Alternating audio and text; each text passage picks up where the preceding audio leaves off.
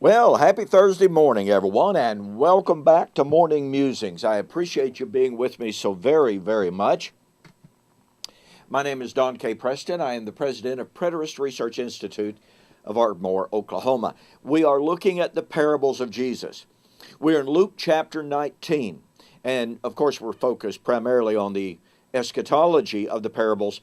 But as I shared with you in the last segment, in Luke chapter 19, the story of Jesus and Zacchaeus sets the scene for our understanding of the parable, all right? And it gives us insight into the nature of the kingdom as it should be.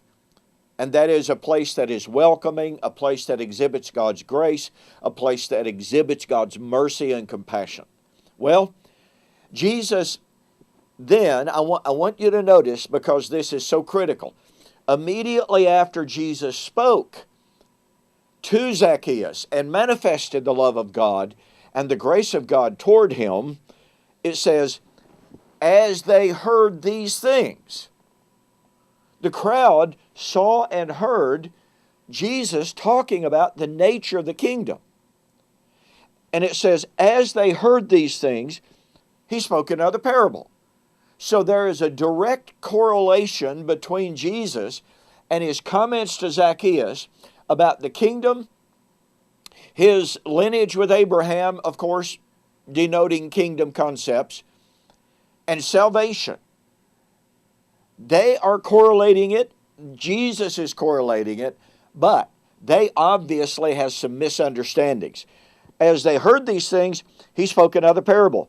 Because he was near to Jerusalem, and because, look at these because statements. They thought the kingdom of God would appear immediately.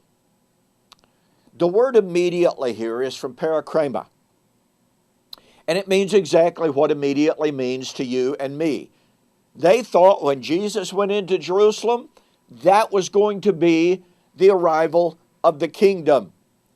All of their messianic hope bound up in his trip to Jerusalem. That's why we see when he enters the city, they proclaim him, Hosanna, Son of David.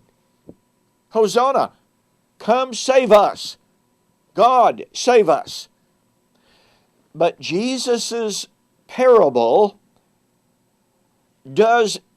it serves on many, many levels to correct their concept of the kingdom. And he said, a certain nobleman went into a far country to receive for himself a kingdom and to return. To do what? Wait a minute. Do what? Watch now. He's close to Jerusalem. They think the kingdom's coming. Jesus said, let me tell you a parable. A certain nobleman went into a far country to receive a kingdom. Obviously, Jesus is not relating his coming to Jerusalem physically to his reception of the kingdom. He said he had to go away, receive the kingdom, and return. Now look, this flies in the face of dispensationalism. Dispensationalism says God's plan was that Jesus would come to earth, establish the kingdom, rule physically on earth in and from Jerusalem. They have the concept that Jesus should have gone to Jerusalem and the kingdom should have been established immediately. But the Jews rejected him. Wait a minute.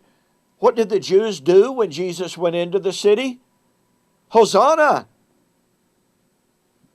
Son of David, save us! They are proclaiming him king. But what had Jesus just told them? He wasn't going to physical Jerusalem to receive the kingdom. He was telling them it was his plan all along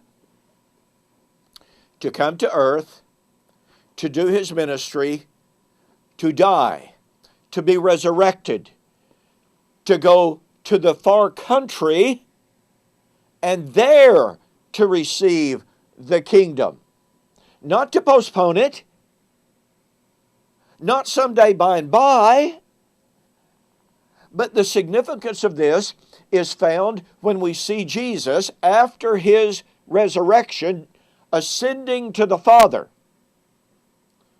going to a far country. And what happened in the far country?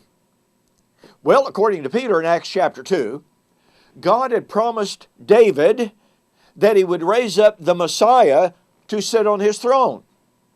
And he said God had kept his promise to David, the promise to raise up Christ to sit on his throne, when he raised Jesus from the dead and seated him at his right hand. Folks, Jesus had gone to a far country there to receive the kingdom. Oh, but that's not all. We're not through with this. But this is this is so important. You have to catch the power of this. In Acts chapter 2, Peter said, quoting the Psalms, "Set thou at my right hand until I make thine enemies thy footstool." This is exaltation language. This is enthronement language. And remember, Peter had said God promised David he would raise up the Christ, raise him up to seat him on his throne. He had raised up Jesus, seated him at his right hand. Well, guess what? That's the throne of David. We know that because Acts chapter 13 tells us Jesus had received, past tense, the sure mercies of David. He had received the throne. You see, folks, the death, the burial, and the resurrection of Jesus was not the failure of God's plan. It did not bring about the postponement of God's plan. God in Psalms chapter 2 knew, and God predicted, that the Jews would reject his Son. That rejection was part of the plan. It was the plan. In spite of that rejection, God said, "Yet, in spite of that rejection, I have set my king on my holy hill, Zion." Do you see the beauty of this? This is incredible, and it's beautiful. And Luke chapter 19, the parable of Jesus going to a far country there to receive the kingdom, falsifies dispensationalism. They say he doesn't receive the kingdom until he comes back, goes to physical Jerusalem. Jesus rejected that offer and said, "I have to go to the far country to receive the kingdom, then I'll come back." Then he would rule and reign, and more on that in our next installment. Luke chapter 19, folks, I want to tell you, falsifies dispensationalism. It also falsifies amillennialism.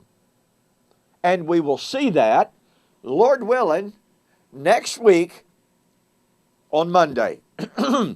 In the meantime, be sure to visit my website, eschatology.org, BibleProphecy.com. There's a wealth of material on there. There are books, there are CDs, there are DVDs. Avail yourself of that. Thanks again for joining me. Lord willing, we'll see you on Monday.